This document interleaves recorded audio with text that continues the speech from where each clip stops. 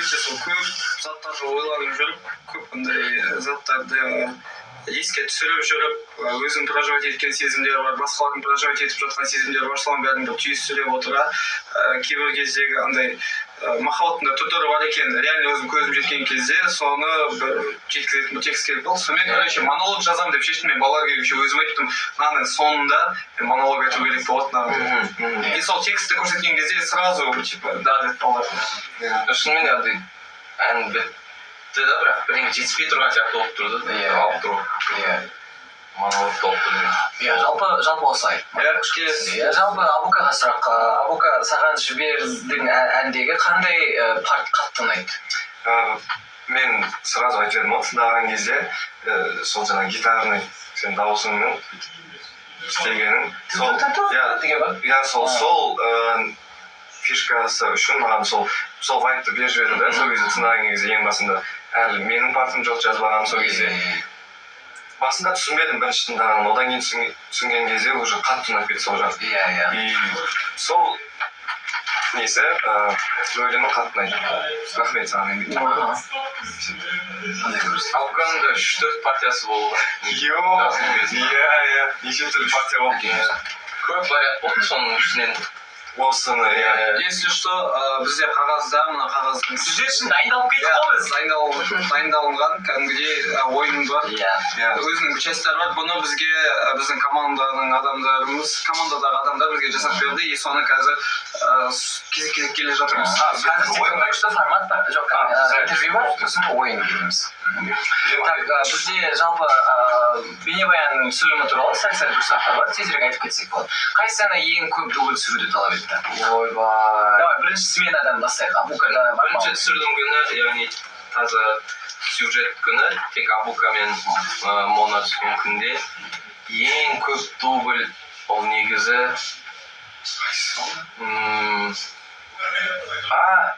глобустың жарылғаны Біз кетті. жоқ, ол бір глобус. Біз оны алдын ала бүйтіп жыртып тастадық. Сындырдың? Что ол құлаған кезде Ровно сынып. ровно сынып жүр. Ал ол кадрда андай немесе басқа жаққа құлап қалады, немесе былай құлап қалады, немесе былай құлап қалады. Сол қайта түсірдік, кәдімгідей соны 40 минут түсірдік қойдым, сол глобустың просто құлаған. кезекте жылап тұрып Сосын сендер Абука телевизорлардың алдына келіп, телевизор қарап тұрып, кетіп қалып, соң кейін кіріп келетін сцена сол өте қиын болды. Біз түсіріліп жатқан кезде ойладық, мына сценаны алып тастаймыз деп. Себебі біз локацияға келдік, камераны қойдық, сөйтсек отражение слишком көп болды терезеден ше. И камера көрініп тұр, артта команда көрініп тұр, соң кейін ужас. Соң кейін объективті өзгерттік, светтер жабуға тырыстық, палеон көмектеспеді. Сол кезде маған бір идея келді. Бізде супер зум объектив болды, өте алыстан түсіре алатын. Соң кейін давай көшенің ар жағына барайық деді, жолдың. Ол жерде қандай екі жол ғой. Сондай дистанциядан просто супер зумды до конца бұрап, и солай алдық. Сөйтсек, вообще біз ойлағаннан күшті шықты. Машиналардың өткені өте күшті байып. Одан да күштірек болып шықты, Ең тез түсірілген сцена ең көп. Қосының реакциясы. Мен бұрылғаным болды менікі. Бір рет дайындалдық, типа, мен понял. Екіншіден, типа, соны қайта түсірдім, соны болды. Соны 3 минутта түсіріп тастадым. Болды, қайттың ба деді. одан кейін сен біраз тағым болдың Әңгіме Келесі сұрақ бар екен, мен оның жауабын біліп отырмын, бірақ оны мен қазір айтпаймын. Қатты негізі түсірілім кезінде болған ең күлкілі оқиға, менде болған оқиға бастандым. көрінеді ғой. Сен кім болды ол кезде? Ай болды. Айтып бер. Біз екінші түсірілім күні біз тек биді түсіріп жатырмыз. Локацияға келдік. Біз басында билемей шаршамай тұрған түрімізде харизманы көрсететін жеке кадрлар түсіріп алғымыз келді. Сөйтіп, менікін түсіріп тастадық. Соң MB-дікіне келдік. MB екінші этажда мынандай бір балкон сияқты бір жерде жүгіреді платформада. Сол жерде жүгіретін сценасын түсіріп жатыр. И бір жүгіреді, екі жүгіреді, үш жүгіреді. И бір кезде жүгіріп бара жатып, шалбары полностью құлайды. И дальше трусымен жүгіріп бара жатады. Еще Камераға тоқтады. сіз бүйттің иә, наоборот, түсірмейді. сол кадр бұйырса бэкстейджде шығады. Бірінші қалай, иә? бүгін шығаруға бола ма? 9-да шығара береміз ба? Шығара береміз, онда шығара берейік, иә.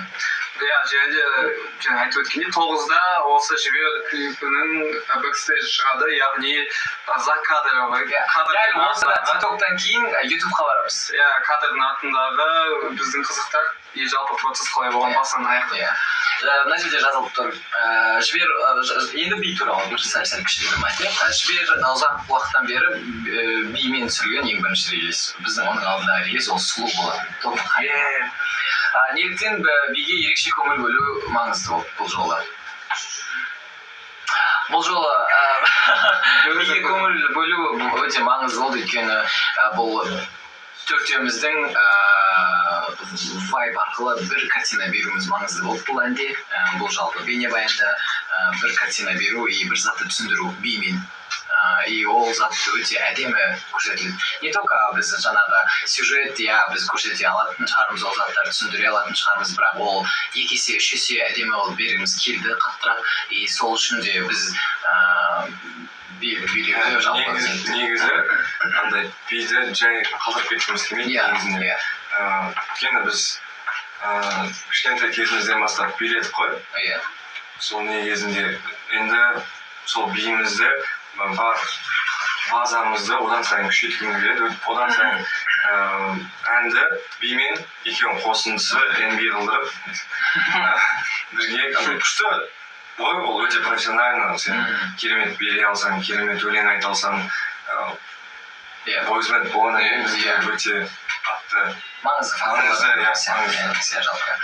Жаңадан бері телефон өшқанымыз. Стенаға қарап әңгіме айтып отырсың. жоқ, қозы басқа бір бұрынғы түрмедеміз қосылған болса иә, келесі сұраққа кеттік. Онда хореографияны ең тез меңгерген кім и көп жаттаған кім? Ең тез қозы болған сәр. Бұл жолы қозы болды, өте прям қозы тез үйреніп алды. И ол бізге уже ұрысып жүрді сол биде. былай ғой деп Былай ғой деп. Осы үшін көбірек дайындалған дейтін, біз бәріміз көбірек дайындалдық негізі. Былай андай қатты бүйтіп не жоқ. Үшеуміз бірдей нетіп жүрдік. Вроде менде ондай бүйтіп нетіп өтті. бірақ маған қиын жасалып негізінде. Бұл бізде ұзағырақ жаттады, потому что ол орта жолда, біріншіден би қиын болды шынымен де. Екіншіден ортасында аяғына ортап, сразу үшінші неде ма? Үшінші рет барған кезде, сондай ғой. Пример сондай болды. Біз бір рет бардық, одан соң бізде выступлениялар болып кетті, бір аптадай бармай қалдық та қайтадан нормально барамыз деп екі рет барған кезде, үшінші ретте уже аяғына ортап. И сонымен бір тренировканы пропускать етті. Бір тренировкада еще сені мейліне түсіруің керек болды. Сонымен өзінің клипінде ол қалды. Ол іште тоже трабылдары көп клип болып кетті. Трабылдары көп клип болды. Почти қонып қалды. Машиналары батып кетіп балшыққа көп. Сонымен түнгі қанша деген таңғы 4-те? Таңғы 6-ларда келіп, сондай болып кетті. Сол күні бір рет өткізіп алыпты. И сонымен, кішкене естеді, в целом үшеуі бірдей жатты. Мен де негізі осылармен бірдей жаттадым, по идее. Но бірақ именно білмеймін. бар дейіп Чөтше сен. Логикасын тез түсініп алдым бейден. Жалпы біз келесі сұраққа бара берсек болады. Бейнебаяндағы тағы бір сұрақтар бар. Бейнебаяндағы өздеріңе ең ұнайтын сәт қандай сәт? Жалпы шыққан бейнебаянда түсірілген емес, именно шыққан. Маған сол ана телевизордың кадрын андай нереальная ситуация болып тұр. Все, болды кадрды алып тастаймыз, түсіру мүмкін емес деген. Ол күшті, бірақ андай сұрақ, сен как будто клипте емес, сен көрерменсің, көрермен ретінде өзіңе отырып көрген кезде қай сәтін айтты? Ұнады? Маған менде бар. Анау сәт бар. Екінші бридж бар. Өрте деп басталған кезде Монаға не шығады? Солға қара дейтін плакат шығады. Солға қараған кезде Абуканың жүгіріп баратқаны, сол қызды іздеп, сол неденші жүгіріп баратқаны мен кәдімгідей жүрегімді ежіреді. Мен сол сәттен бастап жылағым келеді. И андай бір блин, бір-біріне келе жатыр ғой деген сияқты, қыздың түсінгені маған қатты жүрегім. Маған, кстати, начало ұнайды. Иә. Мен бүйтемін, басын көрмедім ғой. Басын көрмедік қой, вообще финалға дейін, финальный неге дейін. И анау нелердің стеналардың сынып атқан кадрларын көрдім. Иә. Қатты серьезно ұсталтығым бос маған общий біздің би ұнады. Енді көп болды ғой, билеп, кәдімгілеп, осындай керемет қылып көрсетпегенде ше, өзім көріп, анаған прям біздің қолымыздан келеді екен ғой. Андай өзіме деген, бізге деген уверенность келді. Біз ары қарай да осылай жасай берсек, билей берсек, оның әр скиллымызды дамыта берсек, одан сайын битке көтеріле беретініміз түсініп қалдым да, и больше уверенность. Иә, жалпы, келесі сұрақ бізде жалпы бейнебаянда көрермендер алғаш көрген кезде байқалмай қалуы мүмкін, бірақ бір деталь бар ма, который біз айта алатын? Иә. Бірақ назар аудару керек.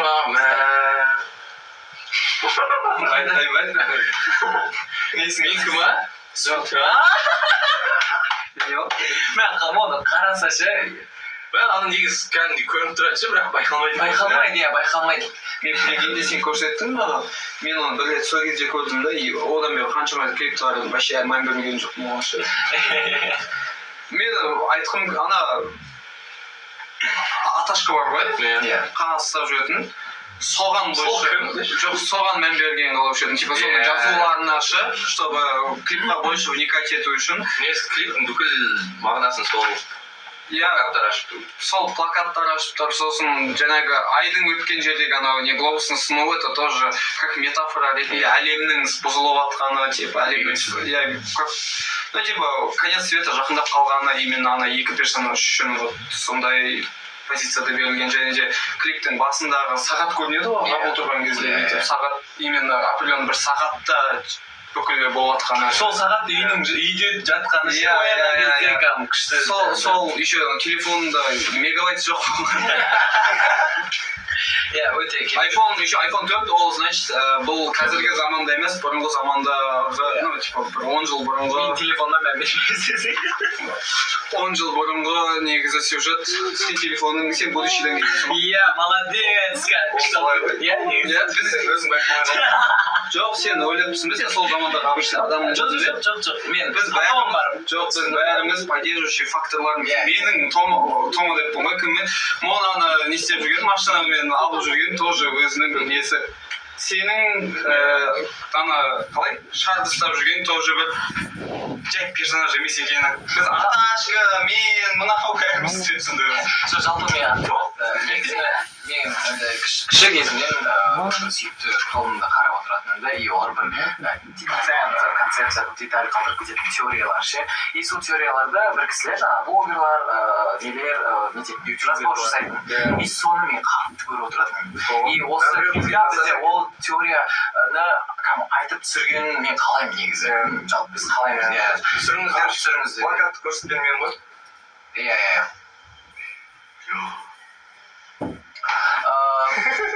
Жалпы иә, бізде келесі сұрақ бар. Жіберді 3 сөзбен атаңдар. Менің деталім ғой. Жіберді 3 сөзбен атаңдар. Көрмесе екен. Қос сен атар. Как будто сол не дұрыс сияқты. Сен аташ. Жіберді 3 сөзбен. Жіберді 3 сөзбен айтатын болсам, мені өткізіп жіберді айтам бұл. Мені өткізіп жіберді. Өте жақсы. Келесі сұраққа кеттік. Жалпы біз бейнебаян көргеннен кейін тыңдарманның қандай реакциясын көргіңіз келеді деген жалпы жаңағы. Біз теориялар. Оны айтсақ. Бізде күшті Айдар ойын. Алды болсын үште отыр, алды болсын. Жоқ, симай қаласың. Бізде ойын. Айдар, бізде кім ол ойыны. Давай. Кеттік, кім ол ойына мен қазір сұрақтар қойып отырамын. И біз соған жауап беріп отырамыз. Вроде. Кеттік. Аудио хабарлама жіберіп, оны қайта тыңдайтын кім? NB. NB. Қолмен көрсетемін или просто айтамын? Қолмен көрсетемін. Давай, кеттік. Келесі. Таксида отырып тыңдап отырады. Жазып алады да. Сразу громкий болып вот секунд тыңдап. Келесі. сол өз жазған несіне өз жауап береді. Иә, мен бар. деп ойланған ғой. Кеттік. Қайдасың? Таксидамын деймін. Мен таңдамасын. Өзің деймін. Мен сұрамайсың десін. Давай, бір сөйлем тыңдаймын. Сол ғой сен бір аудионы үш рет тыңдайсың. Келесі. MB'дің голосовой жазған кезде сәл бүйті. Ондай бір бәле. Ойланып кете салады Келесі. Релиз шыққаннан кейін клипті 50 рет қатарынан көре алатын кім? Абу. Ол клип баяғыда өзінің историясы, TikTok даже ол. TikTok, өзі пост салса өзін түрін жақындатып қарайтын. Постта еще Инстаграмда постта музыкамен болады ғой. Қасында болсам сол музыканы күнде естимін. Абу. Келесі. Трек шыққан бойда комментарийлерді бірінші болып оқитын кім? MB? Мен Айка, иә. Тағы бір дубль түсірейік деп жиі айтатын кім? Либо Айка, либо как будто MB. Иә. Вроде иә. Типа тағы бір түсірейік клипта ма? Иә. Сен қалай ойлайсың? Мен Айка деп ойлаймын. Давайте закрепим. Иә. Бірақ қозы тоже... Просто біз қозыны слишком тез түсіреміз, да, всегда? Андай басқа... Қозы сол кезде чуть-чуть андай тағы бір түсіре салайықшы. Андай қалғанымызда бүйтіп сол 6-7 кадр, кейде 10-15 дубльдан түсіретін болса, қозыға келген кезде сразу рабочий дубль шыға қалады да бүйтіп. Иә. И содан кейін біз, ой, кайф, все go деп. Білмеймін, может, алдап жүрмейді, короче. Всегда тез түсіремін кадрларын. Келесі сұрақ. TikTok'та өз атын жасырын іздейтін кім? Мен іздеймін. Неге ба? TikTok'та өз атын жазасын да бүйтіп қарайсың. Мен сөйтіп... Абуканы, мен үшін Абука. Ол өз атын жазады, сосын мен Абукадан сұраймын, қалай сен күшті видеолар көріп жатсың, сен өз атын жазсаң дейді сол кезде шығады. Иә, мен полностью бізге жасалатын әрқайсымыз мысалы. Видеолар қарау үшін эдиттарыңды не қызық болып жатыр, соны... Так что хэштегпен аттарыңды жазып отырыңдар TikTok'қа, біз сөйтіп қараймыз. Иә. Өте күшті, мен лайфхак. Мен еще Google'дан іздеймін. Мен Pinterest'тен іздеймін, білесің бе? Кеттік, келесі сұрақ. Ең үлкен тазалық құмар кім? Неге? Қозы ғой. По идее, Абу да тоже. Иә. Екеуің де сондайсыңдар, бірақ екеуің сәл екі түрлі. Әртүрлі. Қозы мысалға киімде қатты болды үстінде. Андай бір тал не жоқ қалды. Менде мысалы кроссовканың кірлеп қалуы мүмкін, онымен жүре бере аламын. Қозы бір жерін кіріп сүртіп жүреді деген сияқты. Флашпен денесін сөйтіп жүреді ғой. Ал Абу бізде ұзартушыға түсетін, өзінің кремдарын жағады, сол жағынан тазалыққа қатты. Ирригаторы аэропортта қосылып кететін сумканың бәрін сол соғып кетеді өзінің. Абукадан білдім, басқа скраб бар екен. Шашта жаратын скраб бар екен. Кеттік дальше. Біз екеуміз айтпай ақ қойып. Жаман өте. Жоқ, мен өзіме қараймын. Өзім жауап бермесем, екеуі айтайын деп тұрған жоқ вообще. Негізі бірақ сондай заттар еместен Мен бетке күшті қарайды екен, иә, вообще жалпы. Фоткаға, иә. Мен мысалы еще бетімді күтпеймін, бірақ басқа жерінің бәрін өзім киімімді мен таза ұстауға тырысамын. Күтепке всегда сондай. ай жұмысқа қатты. Мен кадрын тазаладым. Иә, әне. Түсірілімге ең жиі кешігетін кім? Ең ұзақ жиналатын кім, то есть? Түсірілімге ең ұзақ жиналатын бізде... Негіз в основном, типа, Қозы мен Абука шығар, иә. Енді біз тазалыққа қатты. Сол үшін... Сол, мен бар ғой, бүгін 2 сағат бұрын киініп бастадым вообще ше просто вот чтобы вы понимали бірақ мен көрдім мен эфирге 10 минут қалғанда ғана кірдім есікке ше 2 сағат бойы дым бітірмей просто каждый киімімді алып шығамын біреуін үтіктеп киемін анау шешіп тастаймын үтіктеп барып киіп көресің. иә мен андай кие алмаймын короче түскелмей тұрған кезде мышық киініп түсінбеймін қалай тұрғанын иә негізі біз күшті ойын ойнап отырдық негізі. Жақында ғана біздің LP атанған адамдар бар. Өте күшті негізі прям күшті ашылып отқанымызға қатты қуанып отырмын. назад еще негізі мынау жаңа заттар да андай сұрақтар мен жетеді иә күшті. Так, келесі сұрақ. Заттарын жиі жоғалтып алатын кім?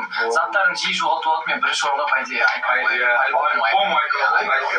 бізде болғандарыңыз нормально мен бүкіл зат жоғалтамын. сол ғой андай Кейде өзім жоғалтып ол джинсен жоғалтып тастайды ғой даже бұл өзінен бұрын біздің де киімдер жоғалған есінде жоқ Абылқанымды уже 5-6 киім жоғалтып біз ештеңе демейміз ғой. андай түсініп қарайсың басқа уже жоғалтса келіңіз ғой кейін ай жоғалтса ладно Келесі сұрақ. Өз аккаунтының паролін ұмытып қалуы мүмкін адам кім? Сен ғой, сен ұмытып қалдың. сен ғой жарты жыл өзінің тиктогын паролін кіре алмайсың видео түсірмей жақында ғана есіне түсіпті ғой Келесі сұрақ. Кез келген жерде ұйықтап кете алатын кім? Келесі сұрақ. Жұмыс кезінде бірінші болып тамаққа тапсырыс беруді ұсынатын кім? Мен. айка или абу жұмысқа келе жатқанда заказ беріп тойған жұмыс басталмай тұрып Бізде Аққозы екеумізде ондай емес екен. қозы мен таңғалдым қозы жұмыс жүре береді ұмытып кетеді тамақ ішуді Іші келіп тұрады бір киіммен бүгін тамақ мен қайта соңғы кезде кішкене ішіп жүрмін ғой әлсіреу басталды менде соңғы кезде айтасың да қозы айтады қазір біз тамақшы болайық деген тема кішкене басталды менде Мен кәдімгі шыдай алмаймын вообще тамақ ішпесем. сразу ондай деп. Келесі сұрақ. Топтық чатқа ең көп хабарлама жазатын кім? андай айка екеуі ғой кәдімгі ортақ немізге ма сол Почти жазбайтын кім? Бізде бәріміз біліп кеткендер почти жазбайтын қозы сияқты. Абылқан көп жазады. Абылқан сен кім күшті по идее ол көп реакция береді. Абылқан деп. Көп реакция. Сондай заттар. Аққозы вообще ғой. Келесі сұрақ. Ыңғайсыз жағдайдан оңай шығып кететін кім? Қозы ғой. Ыңғайсыз момент. ол ыңғайсыз моменттер көп тудырады Егер ол біреуді ыңғайсыз моментке қалдырса, сол адамды ыңғайсыз қылып тастайды еще. Өзі түсіп қалса, ана адамды. Молодец. любой бір ыңғайсыз жағдайға түсіп қалған адамды шығара салады өзіне алып кете салады Ыңғайсыз жағдайға түсіп қалған кезде. Деген кезде. Жоқ, ол осылай ғой. Иә? Қолын бере сал. Келесі сұрақ. Сахнадан тыс өмірде ең харизмалы кім? қозы ғой Өмірде ең харизмалы қозы негізі. всегда отырыстың андай гүлі и бетке ұстар адамы осы қозы ол қандай жерде Андай бір туған күн немесе бір просто тамақ ішу сондай жерлерде. Қозы келмегенше вообще басқа бар. иә Бәрі жан-жақта сол шұқылап отырады кішкене арасында бір әркім өзімен бөліп деседі қозы келе ма андай задавать етеді ортасында бір өзінің бір өткен бір нәрсесін айтады содан кетеді ғой бүкіл мен ойлаймын то что наоборот именно обычный офиста жүрген кезде больше MB деп ойлаймын ше именно ол киіп келуі андай өзі кофемен кіріп келуі вот маған сосын харизматично болып көрінеді именно нелерде вечерларда болады ғой бізді қонақ болып шақырған жерлерде маған ай болып көрінеді больше ол андай өзі әртіс бүйтіп жүре алады мен андай сетте айканы өсектеп тұрамыз ба? кіммен танысып жатырсың соңғы кезде абу да сондай болып алған кім көрінген кәдімгі сөйлесіп өзі бүйтіп жүре береді күліп әңгімесі вообще сұрақтардың көбісі андай қозыға күшті келіп жатыр. Команданың ең көп күлдіртетін кім? Қозы. Біз без колебаний айтамыз оны. Жоқ, қазір Абылқанды приколдар жаман өтіп жүр.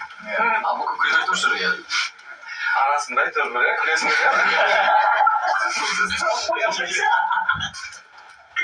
Так, кеттік бізде жібер туралы сұрақ.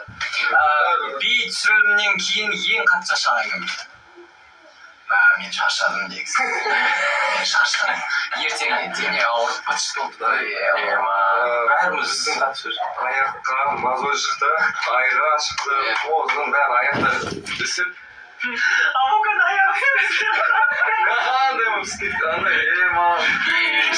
Жақшы отырып қой, столдың астында просто қарасам, абукаясы отырып, сонда қаша болған. Шаршадық қой бірақ. Жоқ, бәріміз өте шаршаған сияқтымыз, но именно қатты мен сезгенім айдан болды ғой. Ертеңді денис ауырған. Отыра алмай жүрді ғой. Мен аяғыма екі аяғыма үш жерден мозоль шықты да, бүйтіп общий 6 точка болып кетті. Баса алмай кетті.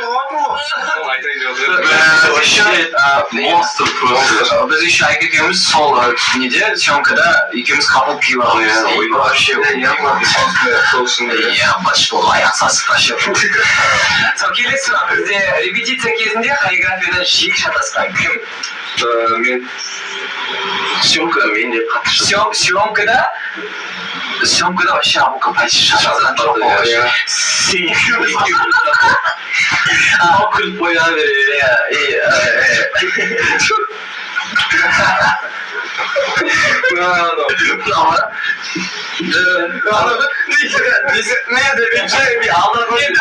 мен балаларға қатты сенемін да биден ше енді биден дұрыс деп дұрыс емес жерде бүйтіп қойды мен де бүйтіп қоямын диагоналida тұрмыз да. И бірінші болып мен тұрып, и мен жерде реально түсінбей тұрмын.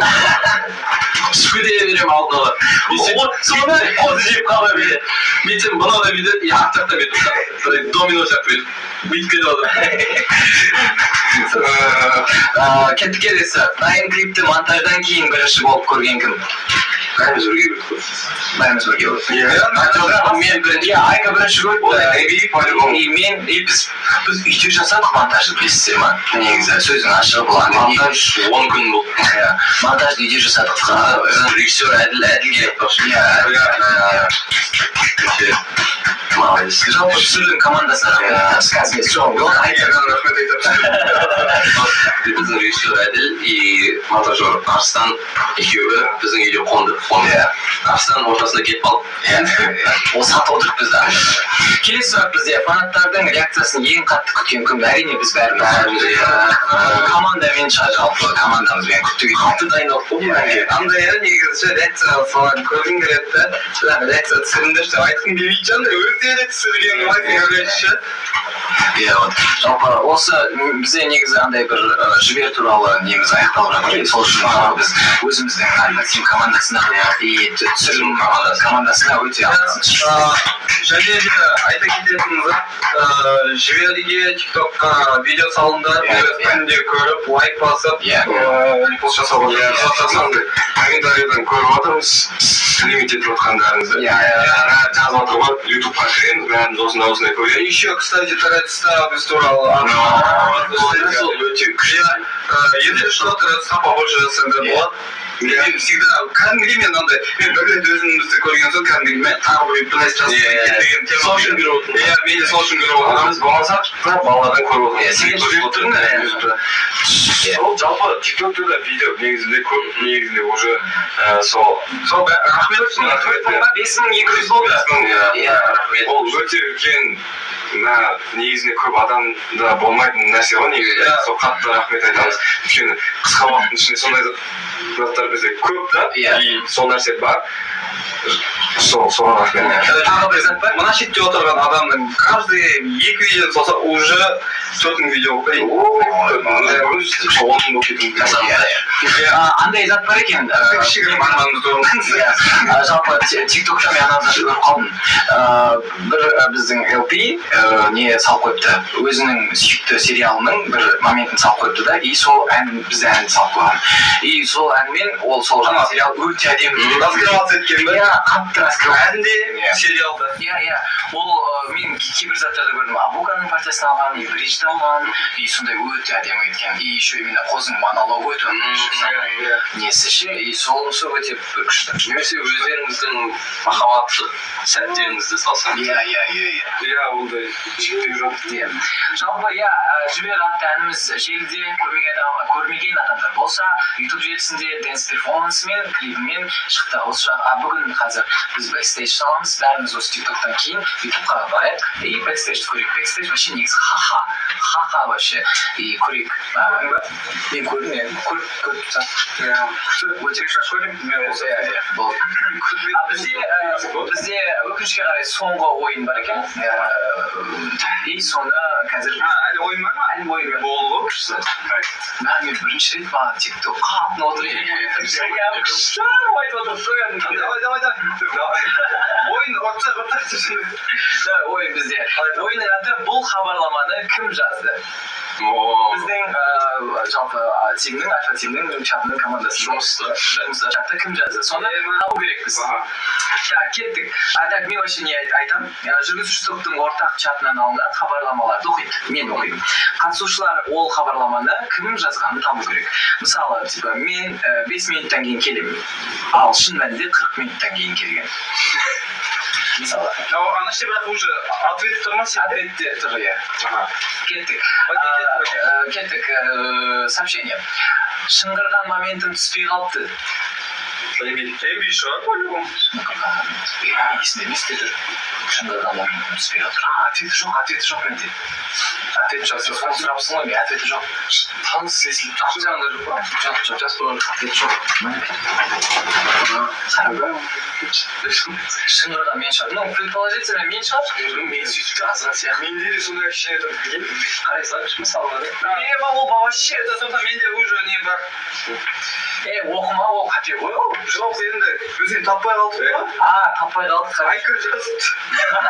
мәселе жазбаса ол не үшін жазған не үшін жазғансың білмеймін не үшін жазған кеттік келесі білмеймін көптен айтпаған әндерді айтайық деген ниет қой дейді қоза Ол менің четкий есімде. Бізде негізі концерттерге трек листі көбінесе MB құраса осы әндерді айтамыз деп. И бір рет MB жауап бермей қалды ма сондай срочно керек деп біздің менеджер айтып жатқан кезде қозы трек лист жасады. ол жерде вообще біз айтпаған әндер содан кейін мана әнді айтқан қаншалық дұрыс екен десең білмеймін көптен айтпаған әндерді айтайық деген ниет қой негізі ниеті күшті сондай концерт трек-лист күшті болды өте көп адамдар күтті ғой негізі сол кеттік келесі аяғы ісіп кеткен сен абудың съемкадан кейінгі аяғын ісіп жүрген кеттік самса жолда шашылып қалды абука неден соң жоқ оюдың съемкасын самсаның барлығын өзіме алып кетемін ғой өзіме алып баратамын ой үйде жеймін деп 10 штук бар сондай тұр да ішіне чай салған ғой и сонымен неге отқанда чай ақырын бүйтіп жатқанда өзі төгілген пакеттің асты су болып мен шыққан кезде бүйтіп кетіп бара жатқан кезде полный асты оның үшін жолда теріп құлатып несі болды келесі шүкір құдайға менеджер сияқты как будто мне кажется абука сияқты абука сенсің айка сияқты сам келіп абука деген шығар сен сияқты как мен ба или абука жоқ абука емес жоқ ондай қатысы жоқ құдайға шүкір деп кім айтады жоқ шүкір құдайға деп айту шүкір құдай ол айка мен айтсам құдайға шүкір деп айтамын мен мынандай нишевый құдайға еще алайда құдайдың базары жоқ та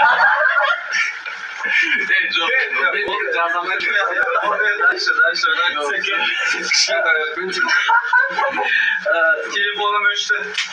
Айжан, кеттік. Офистағы благовониялар қайда? Кім біледі? Қозы, соны 2 апта іздеді ғой кәдімгі. ол негізі мен соны әлі бір ұрлап кеткен деп ойлаймын. ол болған ол. Солда ол өте көп болған ше, ол ұрласа да кәдімгі таусылмайды анау, иә. Осы эфир Көру керек ол. Просто благовоний көп болды, бүгін офисқа келемін, ерте келсем, шашылып отыр офис. жоқ бір 10 штук жатса ладно ғой. Иә, бүкіл жинаймын да, короче, бүкіл кәдімгі мен полды сыпырып, жуып, короче, сөйтем да. Иә, и сонда да тұр ғой, енді ойлағам, өзіме ұнайды, свежий, благовоний жағып қоямын да, іздеймін, таппаймын, не істетем. Сондай заттар бар екен, қақтан біреу отыр. Вообще сондай зат болған ба деймін. Шкафтағы бүйтіп Брат еще андай, оны айға патент етті, иә? айға патент етті ол. Еще Балидан алып келгенінше болып қалмайды. Мен үйімде бірақ жатыр, мен 250 штук Өз үйің бар ма? Ата-аналармен Жоқ, комнатада. Каждый бар. Мамал, ешін алмайды. Содан, бірақ комнатада жауға болмайды екен да. Түтін болып шығып. Қата болады. Келесі бізде. Блин. Салатшы. Кеттік. Блин, менде басқа да әлем суреттерім болып еді. Мен Ауға. есімде еще. Иә, Рошенко, иә? Екеуміз соны таңдап тағы да. Иә. Сенен соң менде Ей, бұл мынау емес па?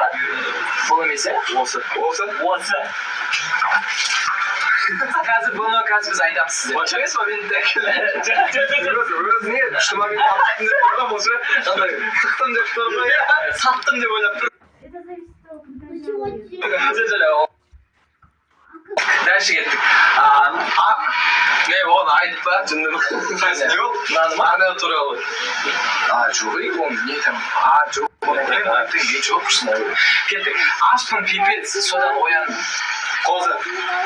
Ай. Қозы. Алдында емес па ол? Кешкі 8-ге шейін қарным бар ойнап. Әлсіреп бар. Ешкімге жындадамайсың ғой еще. Келесі қызық сообщение. Андай қорқып оянады. Андай уайымдап оянады. Бізде келесі бір түрлі не екен сообщение екен. Их. Абукада сондай. Сондайлар. Абукада сондай реакциялар шығып тұрады және. Пихми, ладони, как раз. Абу иногда қатты зумер ликсі келіп, я сондай жазады, а иногда қатты миллениал бір түрлі смайлит.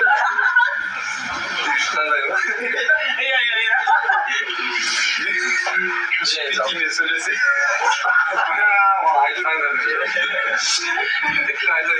Бізде соңғы сообщение. В душ собираюсь.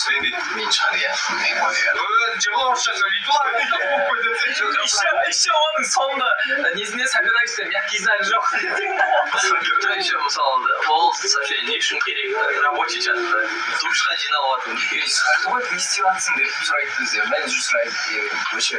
Қазір шығамын десең болады. Ол душқа келсе характер өзгереді. Қандай? Сондай болып кетеді. Мақтанып атқан сияқты. Душқа барады. Душ құдағана барып қойсын. Сол. Жалпы біз нені аяқтап. Күшті болды өте. Енді күшті болды. Енді бізде тағы бір үлкен жаңалық бар. Біз бірінші рет физикалық журналдың мұқабасындамыз. Яғни айтқанда басты бетіндеміз. Иә. Яғни 98 мак журналы өзінің кезекті 3-ші физикалық журналын шығарды. Мұқабасында альфа-тобы. Алдында осылай. Яғни, 4 түрлі. Арты осылай. 4 түрлі журнал бар. 3-ші бірдей, бірақ мұқабасында 4-еуміз. Яғни, биясымыз кім? Және де тез түсіндіре кетейін. Әркім өзінің сүйікті биясын сатып ала алады. Және де бұл жақында продажаға шығады. 26-сы ма? 25-сы ма? 25-і, 26-сы аралығында шығады. Және де біз оны обязательно қай жақтардан алуға болатынын бәрін айтып өтеміз. Және де бастысы айтқым келетіні ашқан кезде Бұл бірінші бетте микстейп бар. Яғни бұл әндер жалпы Q-поптың қазіргі таңдағы және де сәл ескі таңдағы әндері 20 ән. Ол 20 әнді мына дисктің ішінен тыңдай аласыздар және сәйкес дискті. Және де рандомный, вообще абсолютно рандомный нелер бар.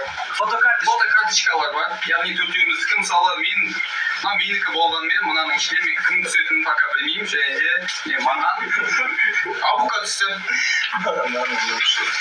Маған Абука түсті. Маған өзім түсті. Серьезно? Таңдауыңыз болды ма? Және де қосқайтыр алдың ба басында? сол ненің басында. Және де дальше енді айтпай ақ қояйын, бұның ішіндегі содержаниесін кішігірім айтып кетейін. Ішінде Саған кім түсті? Q-pop деген Абукаға өзі түсті. маған Абука түсті. Маған кім түсті? Маған қол түсті. Қай түріңді көрсетші? А четкий ғой. Иә, менің Кука. Кәлес күшті ғой. Бұл жерде Бұл жерде Q-pop туралы жалпы барлық ақпарат бар және де басынан сіздердің Q-pop басталған сәттен бастап, сендер Q-pop басталған білмей тұрған сәттен бастап Q-pop болған топтар туралы бар. Және де біз мынандай фотосессиялар бар, бірақ біз көрсетпейміз оны. және де біздің полный басынан аяқ өтіп шыққан осы күнге шейінгі жолымыздың толық интервьюіміз бар. Біз бұл интервьюді қанша 5 сағат бердік па? 5 сағат. 5 сағат бойы интервью беріп, осыны қысқартып жазып шыққан редакторларға рахмет айтамыз.